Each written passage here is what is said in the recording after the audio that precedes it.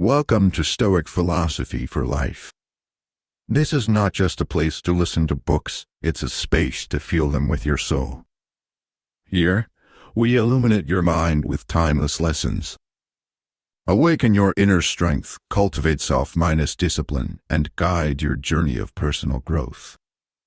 Every word is carefully chosen to reach what you're truly seeking: peace, clarity, and lasting transformation. If this feels like the place for you, hit subscribe and walk this path with us every single day. Now, put on your headphones, take a deep breath, and begin the journey of renewing your mind and your life. Once you learn these life lessons, you will never be the same. Have you ever had a moment, one quiet, fleeting moment, where something clicked and suddenly the way you saw the world shifted? A moment so subtle you almost missed it, yet so powerful that afterward, nothing felt the same. That is what real wisdom does. It does not make life easier, it makes you different. And once that shift happens, there is no going back. No unseeing, no unknowing. Only moving forward, carrying that truth like a flame that lights every step ahead. This is not about information, it is about transformation. And transformation does not come from reading more or working harder. It comes from facing the kind of truths that unsettle you, that shake you awake, that whisper, "You have been living asleep." Marcus Aurelius once said, "If you are distressed by anything external, the pain is not due to the thing itself, but to your estimate of it." That one line alone, if truly understood, can change the way you see every hardship, every frustration, every moment of suffering, because what he is really saying is, it is not the world that shapes you, it is how you meet the world. Let me ask you something. How much of your life has been dictated by reaction? A harsh word makes you snap. A delay in traffic ruins your mood. A single comment makes you question your worth. But what if you could reclaim that space? The space between what happens and how you respond. That space is where your power lives. That space is where peace begins. The Stoics knew this. Epictetus said, "It is not things themselves that disturb us, but our judgments about them." And judgment, unlike circumstance, is something you can change. We live in a world addicted to outrage. Every opinion is an attack. Every inconvenience a crisis, but you do not have to live that way. You can learn to stay rooted when the winds of life try to pull you in every direction. You can learn to observe without absorbing, to respond instead of react. And when you do, something incredible happens. You become unshakable, not cold, not detached, but anchored. Calm in the storm because you know the storm is not yours to control. Only your sails are. If you are still here, then, like me, you are probably done with the noise. You are done being pulled in every direction by every demand, every emotion, every random headline, and you are ready. Ready to live with intention, ready to own your energy, ready to become the kind of person who walks into chaos and does not lose themselves in it. The kind of person who does not just survive, but leads by example with stillness and strength. Here is the first truth you must learn. You are not your thoughts. You are not your feelings. You are the observer. And once you realize this, everything changes. You stop being controlled by fleeting emotions and start becoming someone who chooses how to feel, how to act, and how to move forward. And maybe that is the shift you have been waiting for all along. Not a new strategy, not a new environment, but a new level of self-awareness. One that says, I may not control the world, but I will never again surrender control of myself. If this message moved you, share it with someone who needs it. At some point, you realize no one is coming to save you.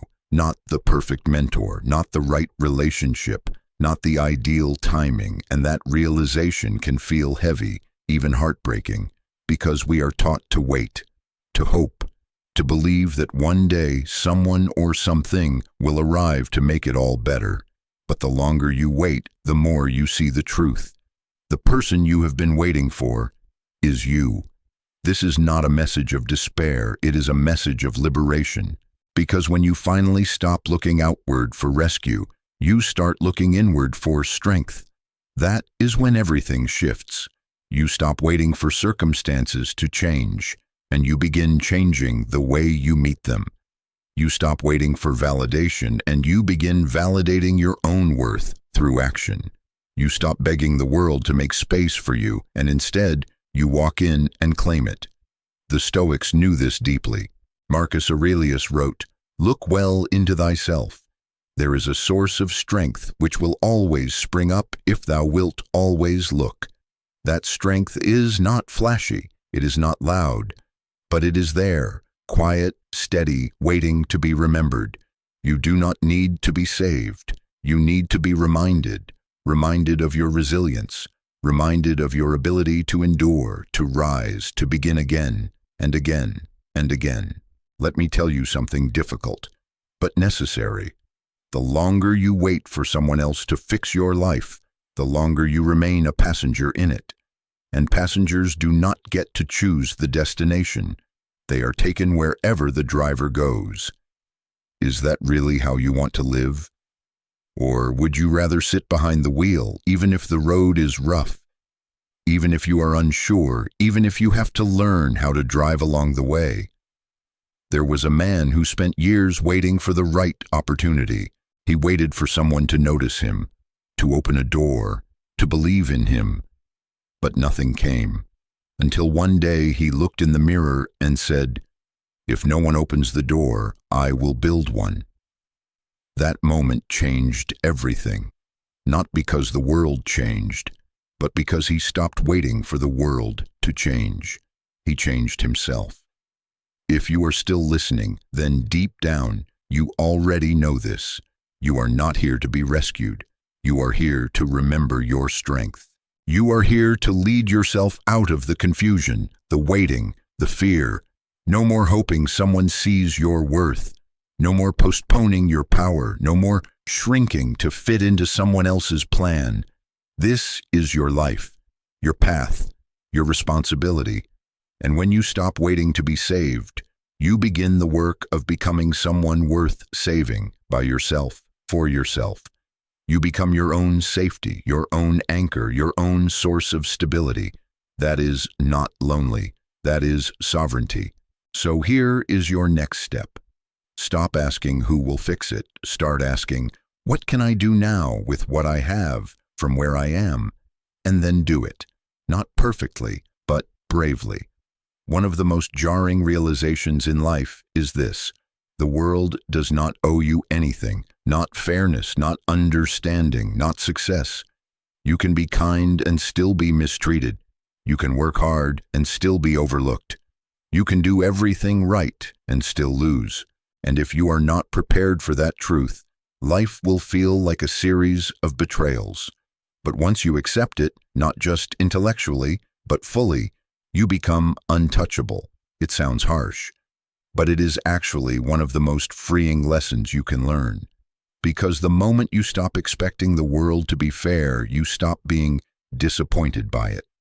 You stop wasting energy asking, "Why me?" and start asking, "Now what?" You begin to shift from victimhood to ownership, and ownership is where your life actually begins. The Stoics never promised a fair world. They promised that you could be powerful in an unfair one. Epictetus said, "Do not seek for everything to happen as you wish it would, but rather wish that everything happens as it actually will. Then your life will flow well." This is not resignation. This is resilience. It is the refusal to let injustice break your spirit. It is learning to face the brutal facts of life without losing your grace. Think of it this way. When you believe the world owes you something, every disappointment feels personal. Every setback becomes an insult.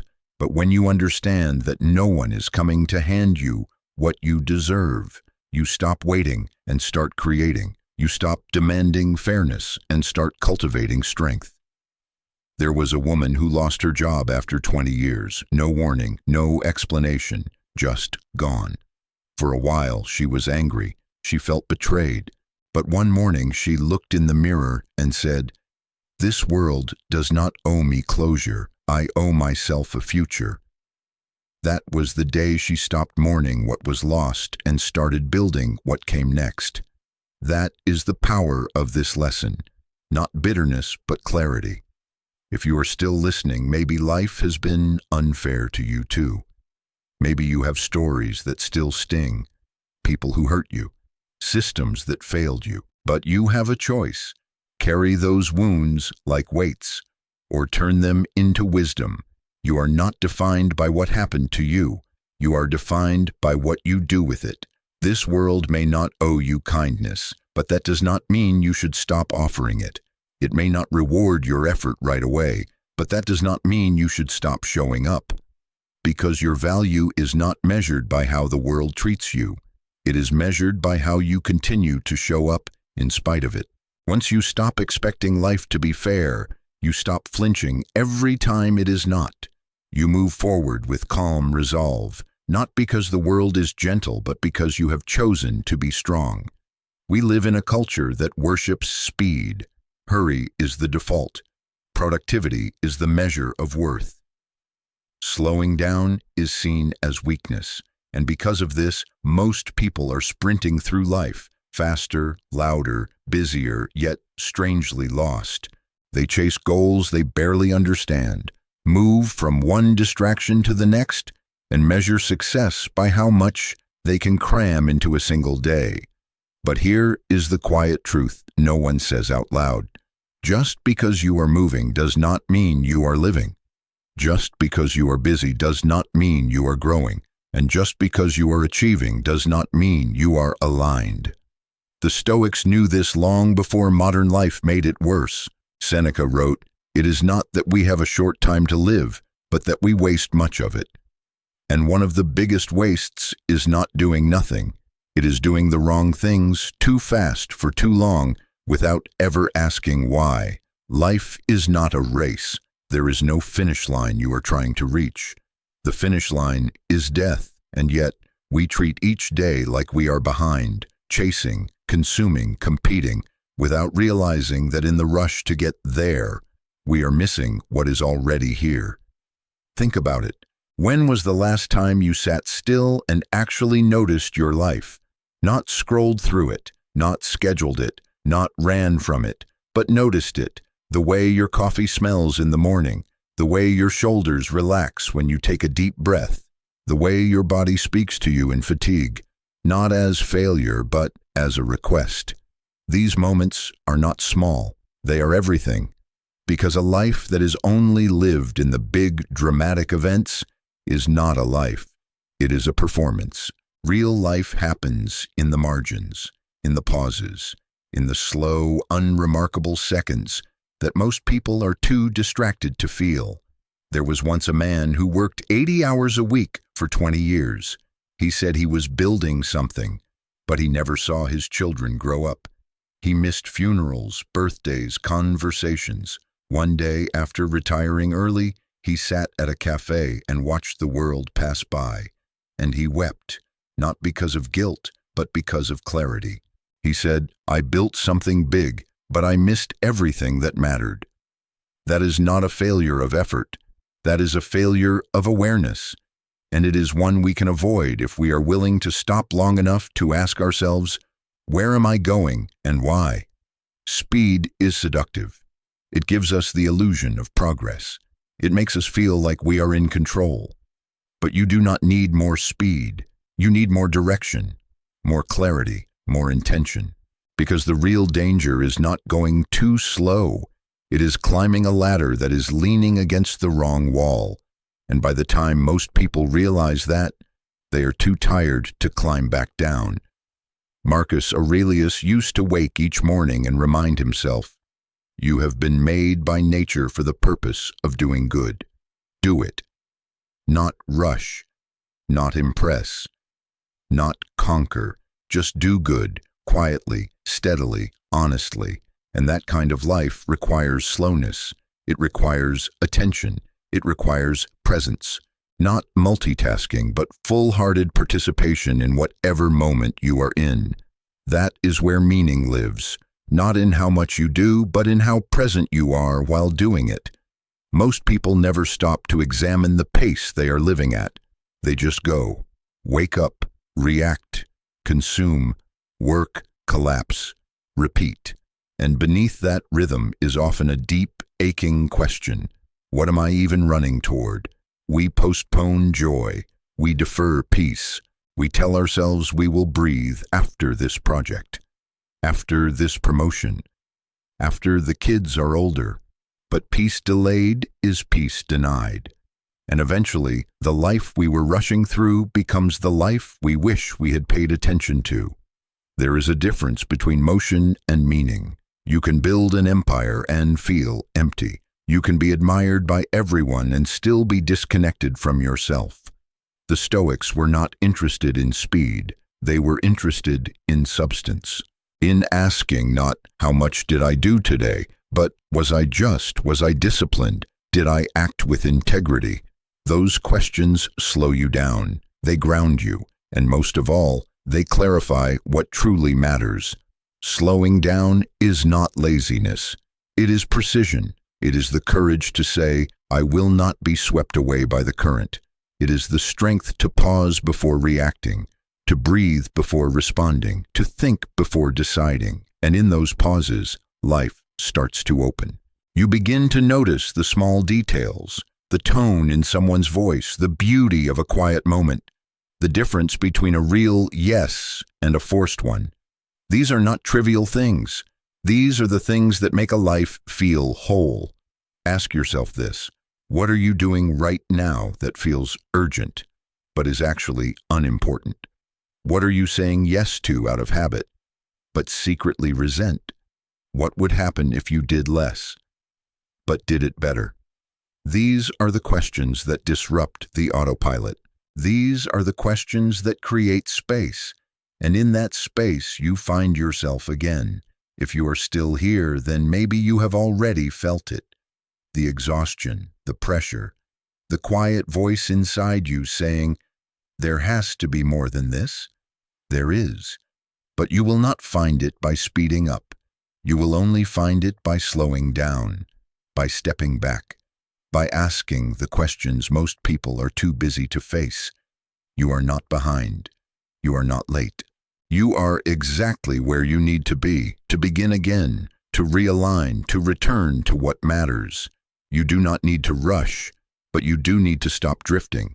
Stop living as if your time is infinite. Stop giving your days away to things that mean nothing to the person you are becoming. So pause. Right now, breathe. Let this be your moment, not to do more, but to do what matters. There is a moment in every person's life when they realize just how little control they actually have. Plans fall apart, people leave, health changes, markets crash, expectations shatter, and suddenly the illusion of control vanishes. For some, this becomes a source of bitterness. For others, it becomes a doorway to something deeper, because when you finally accept that you cannot control everything around you, you begin to discover the one thing you always could control, yourself.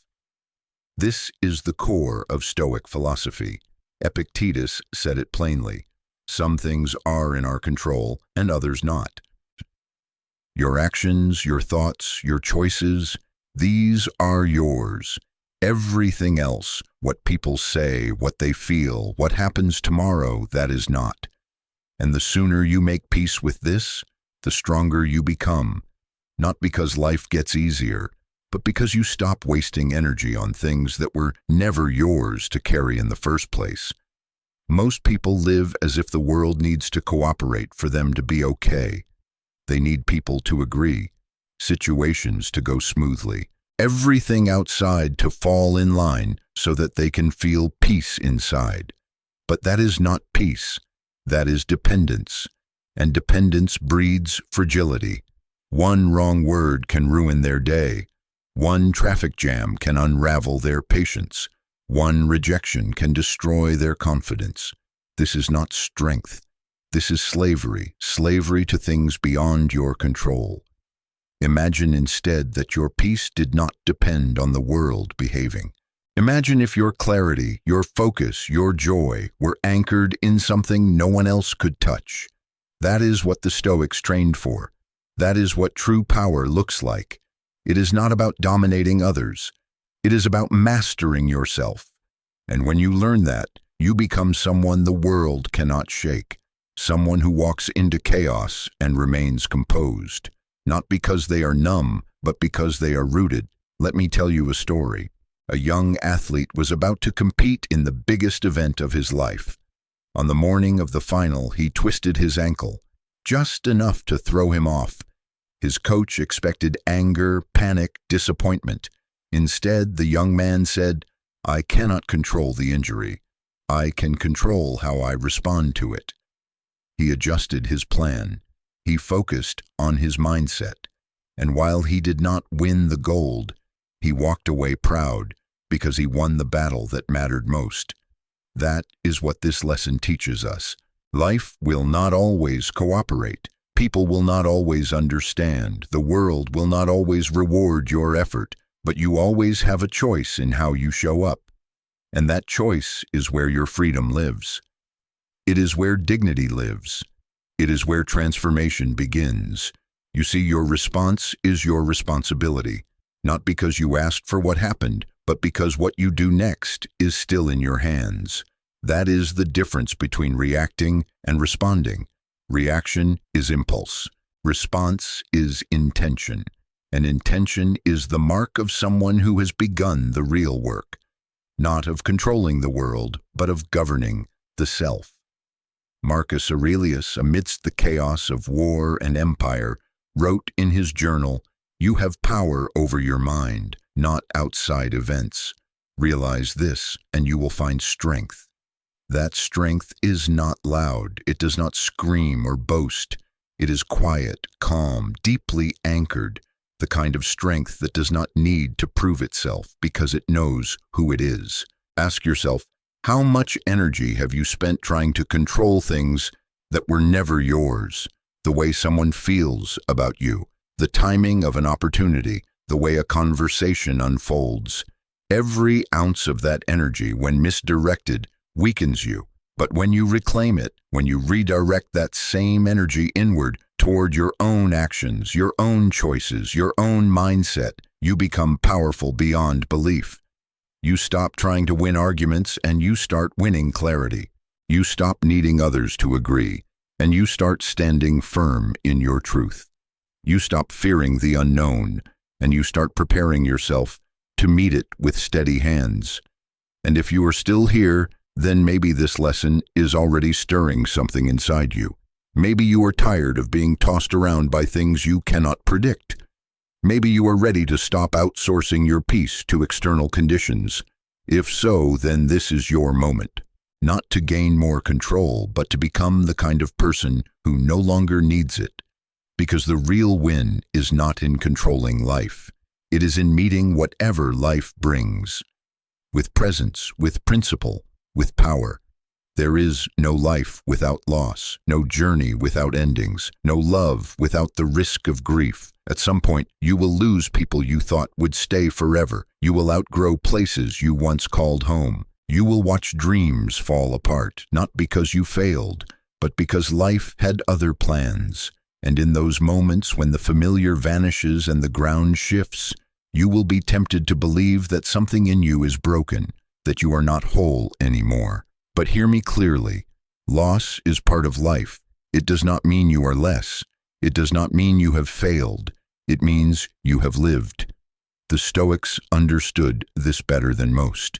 Memento mori, remember you will die, was not a dark obsession, but a radical invitation to live fully, to love deeply, and to let go gracefully. Marcus Aurelius wrote, "Loss is nothing else but change, and change is nature's delight. To lose is not to be punished. It is to participate in the rhythm of being human. You come with nothing, you leave with nothing, and in between, everything is borrowed. but still, it hurts. Of course it does. To love is to risk. To care is to open yourself to the ache of absence. And when the people you love are gone, when seasons close, when chapters end, it is natural to grieve.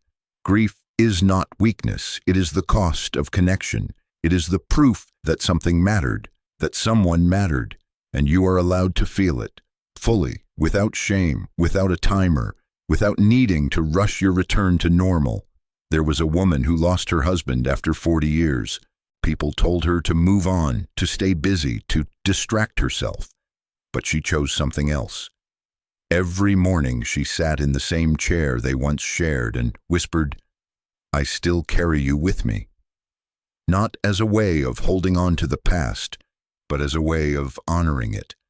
Eventually, her pain softened, not because it disappeared, but because she stopped fighting it.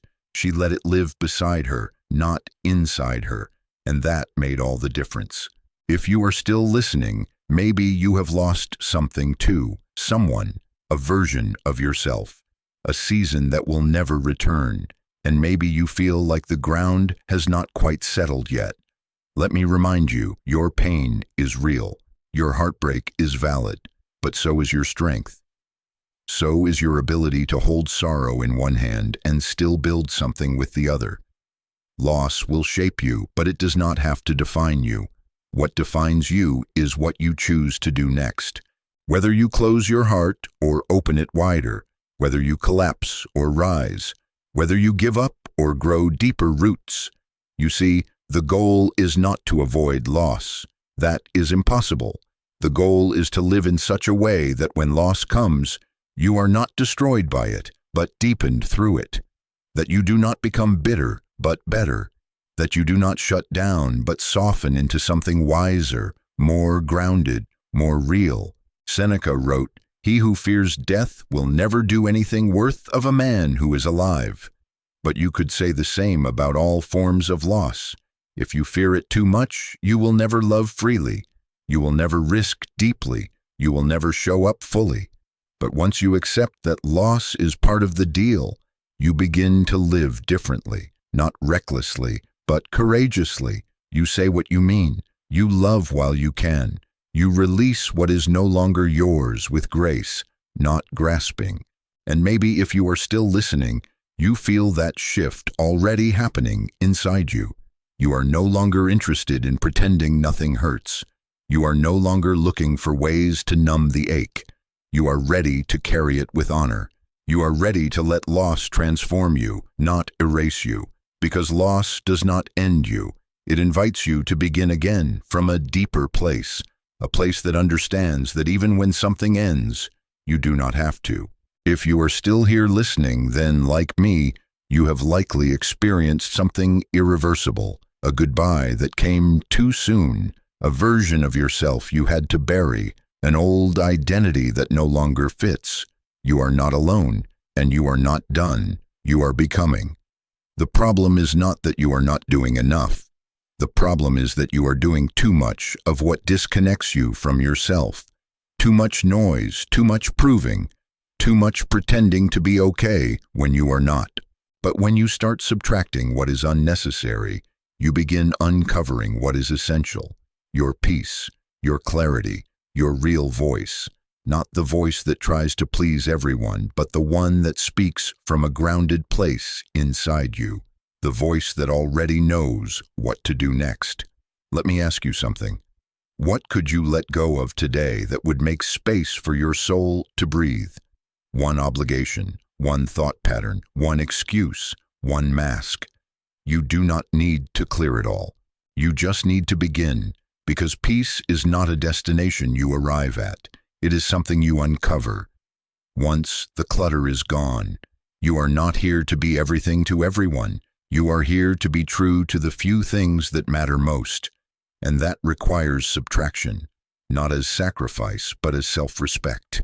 To say no more is not rejection, it is redirection. It is saying, this is who I am now. This is what I will carry. The rest is noise.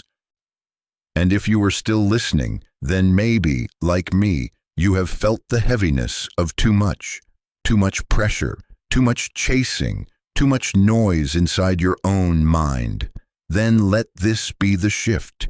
You do not need to fix everything. You need to clear the path. You need to release what you are not, so that who you truly are can finally breathe. Do not be afraid to lose what was never real. Do not mourn the versions of you that were only survival. What you are becoming is not built through force. It is revealed through letting go. At some point in your life, you will realize that not everyone will like you. Not everyone will understand you. Not everyone will agree with your choices, your path, or your truth. And that is not only okay, it is necessary. Because trying to be loved by everyone is the fastest way to lose yourself. You begin editing your soul to fit someone else's narrative. You begin shrinking to avoid judgment. You become a shapeshifter in a world that demands masks, and over time, you forget what your real face even looks like. The Stoics warned us about this. Marcus Aurelius wrote, "It never ceases to amaze me. We all love ourselves more than other people, but care more about their opinion than our own." What a tragedy, to trust other people's perceptions more than your own knowing. But we do it. Constantly. We let someone's opinion rewrite our instinct. We let someone's silence define our worth. We let the imagined rejection of strangers hold more weight than the quiet voice inside us saying, "This is who I am." The truth is, not everyone is meant to walk with you. Not everyone will understand your decisions. And they do not have to, because approval is not peace. Validation is not freedom. If you have to pretend to be someone else to be accepted, then you are not really being accepted. You are being tolerated, and that is not love. That is performance, and it always comes with a cost. There is a woman who spent most of her life being the good one. She never caused waves. She never spoke up. She was agreeable, pleasant, accommodating. Everyone liked her, but she did not like herself. One day she said something real, something raw, and someone walked away. But instead of folding, she felt something new. Strength, because for once she was not protecting an image. She was protecting her truth. That was the day she stopped living for approval and started living from alignment. When you let go of the need to be liked, something powerful happens. You become honest. You start saying what you actually mean. You start dressing, speaking, moving, working, not to impress, but to express. You start trusting that your real people, your real path, your real peace will not require you to hide. Epictetus said, "If you want to improve, be content to be thought foolish and stupid." What he meant was simple. If you are constantly afraid of what people think, you will never grow. You will never challenge anything. You will never step out of line, even when that line is leading you nowhere. But once you become willing to be misunderstood, you become powerful. Because now you are no longer driven by fear, you are led by truth. Ask yourself, how many things have you not done just to avoid being judged? How many versions of yourself have you buried just to stay likable? How many times have you silenced yourself just to keep the peace? But peace without truth is not peace. It is paralysis. It is self-abandonment. And you deserve more than that. Let them misunderstand you. Let them walk away. Let them call you different. Because your job is not to be understood. Your job is to be real. And the people who are meant for you will not need you to wear a mask. They will love you in your rawness, your depth, your quiet honesty. But first, you must love yourself that way. If you are still here listening, then maybe this has hit something deep inside you. Maybe you are tired of pretending. Maybe you are exhausted from being everything for everyone. Then let this be your shift. No more masks, no more shrinking, no more apologies for simply being who you are. Because freedom does not come when everyone loves you.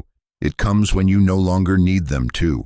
Have you ever noticed how much energy we spend avoiding the truth? Not the big, dramatic truths, but the small, quiet ones, the kind that live in the background of our lives, whispering in the spaces between our distractions. The truth that the relationship is over, but we keep pretending. The truth that we are not happy, but we keep smiling. The truth that we are afraid, but we keep performing. We tell ourselves we are fine. We stay busy. We justify. We numb. But underneath all that noise is the thing we are really running from: honesty, not with the world, with ourselves. Marcus Aurelius wrote, "If someone can prove me wrong and show me my mistake, I will gladly change." But how many of us can say that with sincerity? Most people do not want truth. They want comfort. They want reinforcement. They want to be right. But growth does not happen in comfort. And you cannot heal in the same silence that keeps you sick.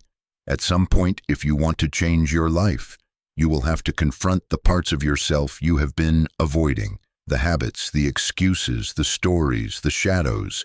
There is a man who spent years blaming everything around him, his job, his parents, the economy. But one day, in a rare moment of silence, he said aloud, "Maybe it is me." Not with shame, but with clarity. That sentence changed everything, because once he said it, he stopped looking for someone to blame and started looking for something to build. That is the power of truth. It does not destroy you. It frees you. It gives you a place to begin again. Self-honesty is not cruelty. It is compassion, the deepest kind, because it says, "I believe I am strong enough to face myself. I believe I am worthy of truth." And once you open that door, you start seeing the patterns more clearly, the ways you sabotage yourself, the people you keep around not out of love, but out of fear, the versions of yourself you are still performing just to feel safe. And when you see it, you cannot unsee it. But that is a good thing, because clarity, however painful, is always better than confusion. Seneca said, "While we wait for life, life passes." And waiting includes waiting for the perfect moment, to be honest. But there is no perfect time. There is only now. The truth will not get easier tomorrow. You will not be braver next year. You will just be deeper in the pattern. And eventually, you will not just carry the lie, you will become it. That is the cost of avoiding yourself. You lose access to your own depth. If you are still here listening, then like me, maybe you are tired of pretending, tired of walking around with a quiet ache you cannot name. Then stop, sit, breathe. Ask yourself, what have I been unwilling to admit? And what would change if I finally told myself the truth? You do not have to fix everything today, but you can stop lying. You can stop numbing, you can stop blaming, and in doing so, you can start rebuilding, slowly, honestly, powerfully, because the truth is not your enemy, it is your way home. We often think of freedom as the absence of rules. No limits, no structure, no alarm clocks, no obligations. The ability to do whatever you want, whenever you want. That is what we are taught to chase.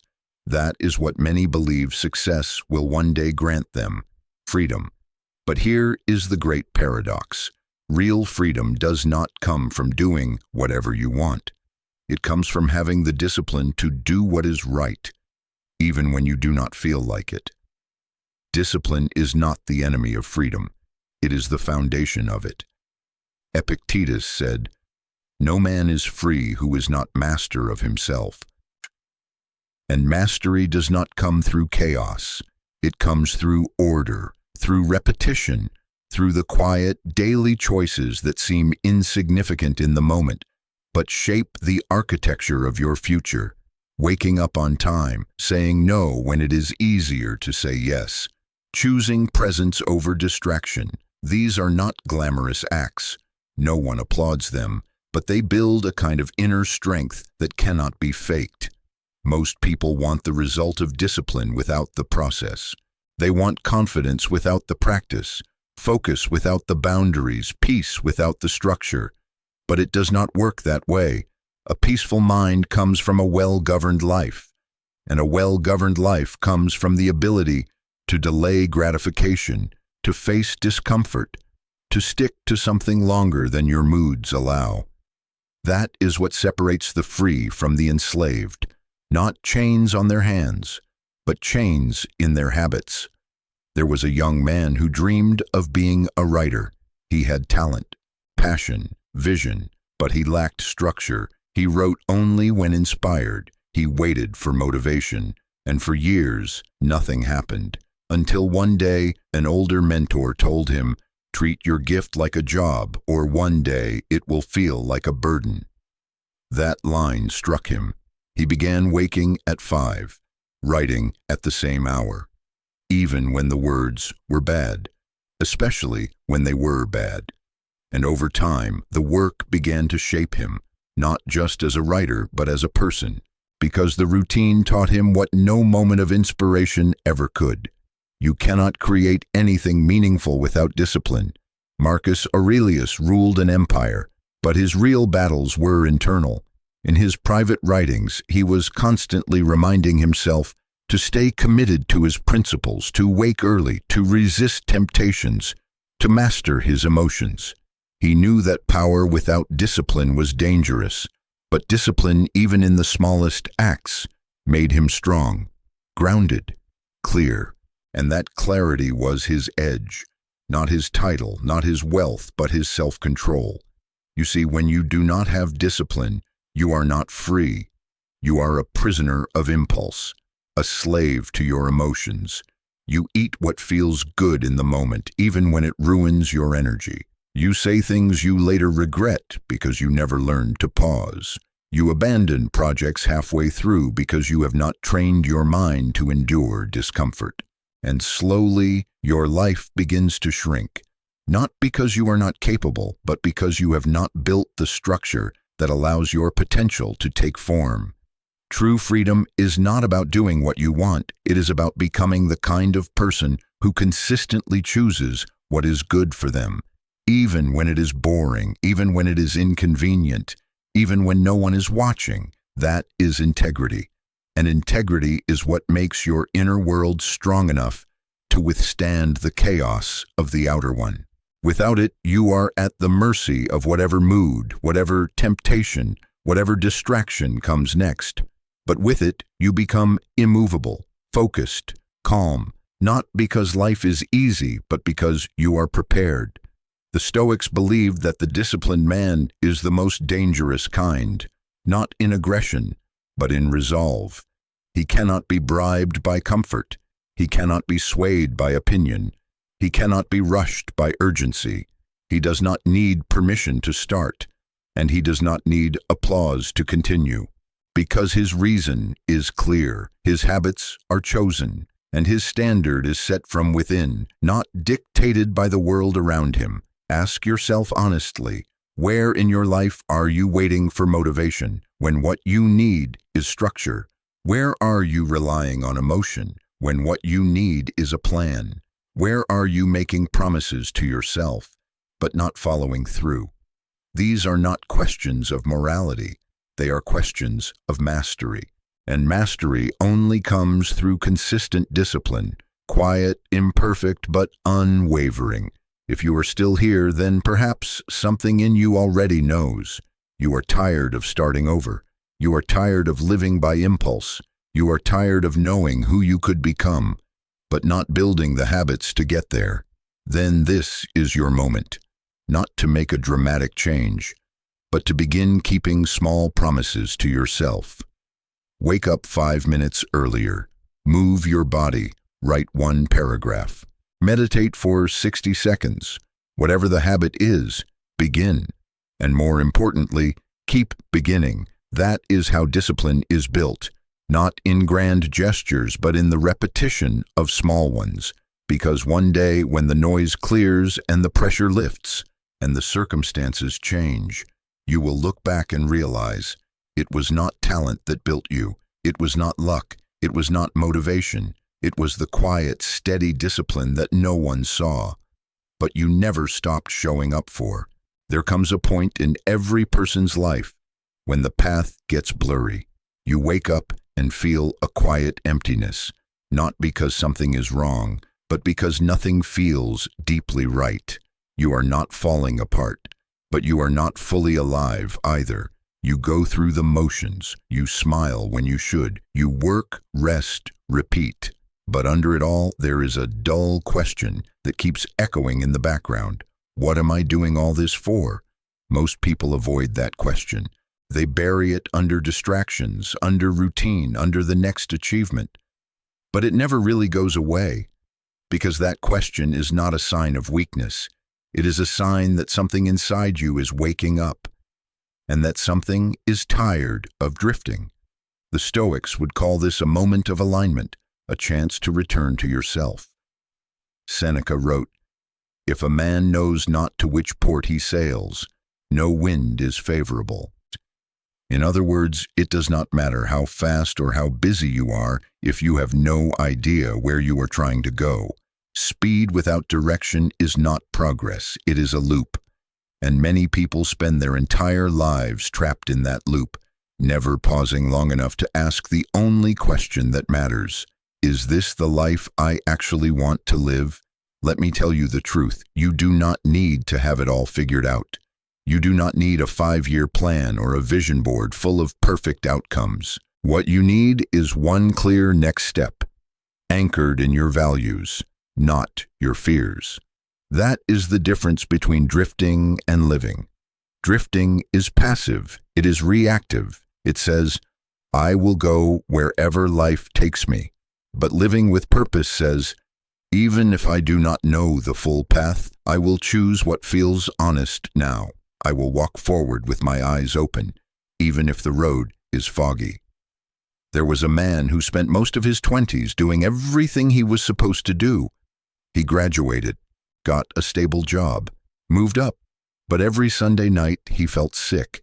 He called it the quiet dread. For years he ignored it, until one day he asked a dangerous question. What if I am building a life I do not want to live? That one question unraveled everything, but in the unraveling something new began to form. He did not quit everything. He started slowly. He changed one habit, one decision, and in time, that thread of honesty led him to a life that finally felt like his. Here is the final. If you are still here, maybe you too have been feeling a little lost. Maybe you have been walking a path that once made sense but no longer fits. Maybe you have outgrown the roles, the goals, the rhythm of a life that used to feel right. That is not failure, that is evolution, and the only mistake would be to ignore it, to keep walking just because you started, to keep pushing just because you are afraid to start over. Marcus Aurelius reminded himself daily, do not waste time arguing about what a good man should be. Be one. That is the call, not to have all the answers, but to start living the questions. What do I believe in? What kind of person do I want to become? What would I choose if no one was watching? These questions are not meant to paralyze you. They are meant to bring you home. Purpose is not a final destination. It is a way of walking, a way of choosing, a way of being. And when you walk with presence, with honesty, with alignment, even a single day can feel like a life fully lived. Even the simplest task can be sacred. Even the most ordinary moment can be enough. So do not panic if you feel lost. Be grateful, because being lost is often the beginning of being real. It means you have stopped sleepwalking. It means your soul is paying attention again. It means you are ready, not for the answers, but for the truth. You do not need clarity to move forward. You need courage. You need honesty. You need to ask yourself again and again, am I walking towards something real or just away from something uncomfortable? And if the answer scares you, you are on the right path. One day, you will wake up and realize you have less time ahead of you than you do behind, that the years you thought were infinite have quietly passed, that the later you always talked about is now, that the time you kept postponing your real life, waiting for the right moment, the right mindset, the right version of yourself, has slowly been traded for obligations, distractions, and routines that never quite felt like home. And when that moment comes, one question will ring louder than all the others. Did I live? Not, was I busy? Not, was I liked? Not, did I do what they expected of me? Just, did I live? Marcus Aurelius reminded himself daily, you could leave life right now. Let that determine what you do and say and think. This was not meant to scare him, it was meant to wake him, to strip away the illusions, to remind him that what we call someday is often just a graveyard of good intentions, because someday is not a day, it is an excuse. And every time you say, I will do it later, you are gambling with something you cannot get back. The truth is, you do not need more time. You need more presence, you need more clarity, more courage, more honesty with yourself about what you are actually doing with the time you already have. You are not stuck, you are not too late, you are not too broken, but you are responsible. Responsible for the energy you bring, for the choices you repeat, for the life you continue building, intentionally or by default. Most people are not truly living, they are waiting. Waiting for clarity, for certainty, for validation. But clarity comes from movement, certainty comes from action, and validation. It comes from within. The people who reach the end of their life with peace are not the ones who had the easiest journey. They are the ones who chose to show up for the hard things, the quiet truths, the uncomfortable growth, the daily disciplines. They chose to live instead of just exist. Let me ask you, if your time was up 1 year from now, what would you do differently? Who would you call? What would you stop postponing? What would you start saying no to? What would you finally say yes to? The answers to those questions are your compass. They are not fantasy, they are truth. The life you are craving is not impossible. It is just on the other side of your indecision, because the clock is ticking whether you acknowledge it or not. You will never feel fully ready. The timing will never be perfect. The fear will never vanish completely. But action does not require certainty. It requires decision, and decision requires courage. Not the absence of fear, but the willingness to move anyway. That is what separates those who die with peace from those who die with regret. One simple truth, they began. Begin where you are, with what you have, in the condition you are in. Begin broken if you must. Begin confused. Begin late. Begin scared. But begin. Because every day you wait, you reinforce the habit of hesitation, and hesitation kills more dreams than failure ever could. If you are still listening, then something in you is already awake. Something in you is done with drifting, done with excuses, done with waiting for permission to be the person you were always meant to be. Then let this be the start, not of a new plan, not of a new version, but of a new level of honesty, a new level of intention, a new way of walking, one that says, I do not need more time. I need to use the time I have like it matters. Because it does. You matter. And now, so does every choice you make. If this message reached you, do not keep it to yourself. Share it with someone who is still waiting for the right moment. Maybe your voice is the permission they have been waiting for. If this message stirred something in you, don't let it fade. Write one thing down that you'll start doing this week. 2025 doesn't magically change anything you do. And your future begins the moment you decide to move, even just a little.